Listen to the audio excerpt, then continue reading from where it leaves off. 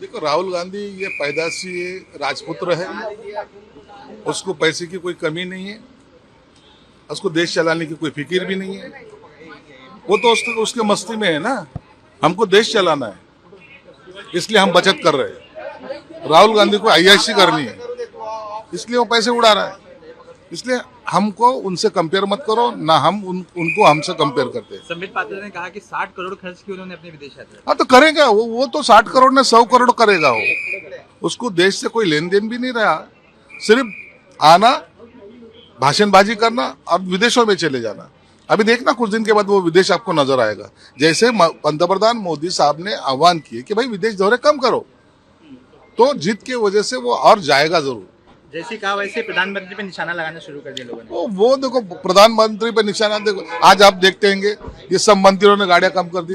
एक छोटी सी बात है, अगर इसमें से अगर 100 लीटर भी अगर पेट्रोल बचता है पर डे, तो महीने का कितना होता है? इतना, अगर ये छोटी सी बात में अगर इतना पेट्रोल बचता है, डीजल बचता है, तो अगर देशवासियों ने अगर सोचे तो कितना डीजल बच सकता है, कितना पेट्रोल बच सकता है?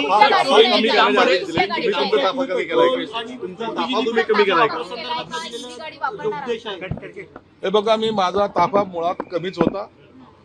माझ्याकडे एक इनोवा आहे आणि एक पोलीसची गाडी आहे। यापेक्षा माझा कोणताही मोठा ताफा नाहीये आणि मला त्याची आवश्यकताही नाही। म्हणून मोदी साहेबांनी आवाहन करण्याच्या पूर्वीच माझा ताफा कमी आहे आणि ईव्ही गाडी घेणे किंवा हे डिझेल वापरणे हा याच्यात जास्त फक्त ताफा नसावा। अनावश्यक गाडी, पीएला गाडी, पीएचे पीएला गाडी, पीएसला गाडी, त्या सचिवाला गाडी आणि उगाच तरी सगळेजण एक मागे एक जे चालतात 10-12 गाड्या घेऊन, त्या गाड्या कमी झाल्या पाहिजे। हे जे काही सांगितलेले त्याची काटेकोरपणे अंमलबजावणी आम्ही करू. त्याच्यावरती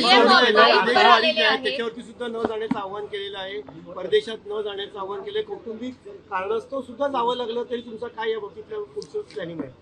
हे बघा, परदेशात जाण्यासाठी तुम्हाला मुख्यमंत्र्यांची परमिशन यासाठी घ्यावी लागेल की तुम्ही एखाद्या फिरायला जात असताना तुमचा जो काही इथलचं चलन जे आहे ते परदेशात जाऊन खर्च करणार आहात।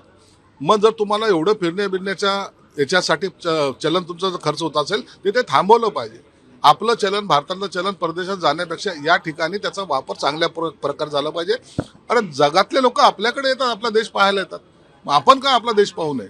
म्हणून इथलच्या इथंच पर्यटन करणं हे कधीही उत्तम।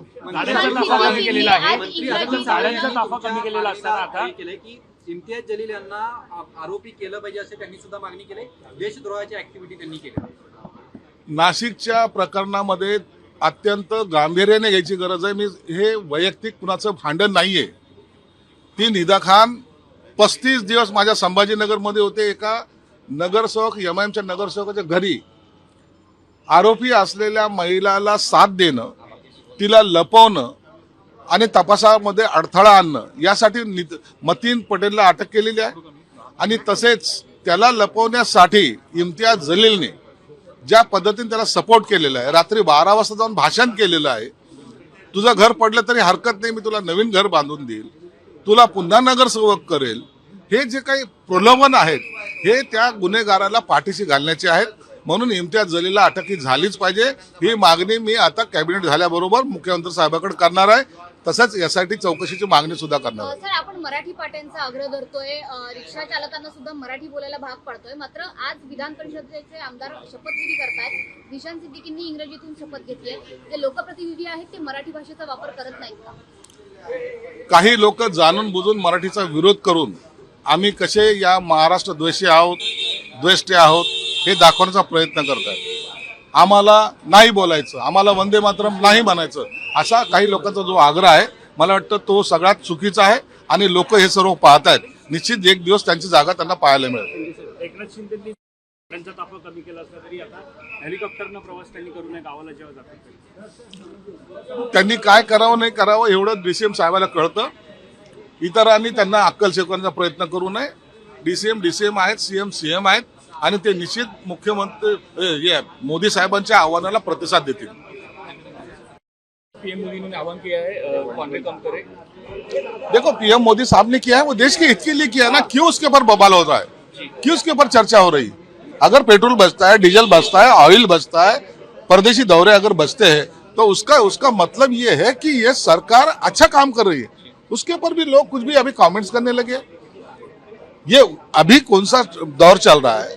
अभी युद्ध हो रहा है, ईरान है, इराक है, अभी अमेरिका है, ये सब जो चल रहा है उस टाइम ऐसे बातों का ख्याल रखना ये जरूरी है और हम सब उनका सम्मान करते हैं। उसी तरीके से हम हमारा काम भी करेंगे। खुद प्रदेश दौरा पे है, क्या करेंगे?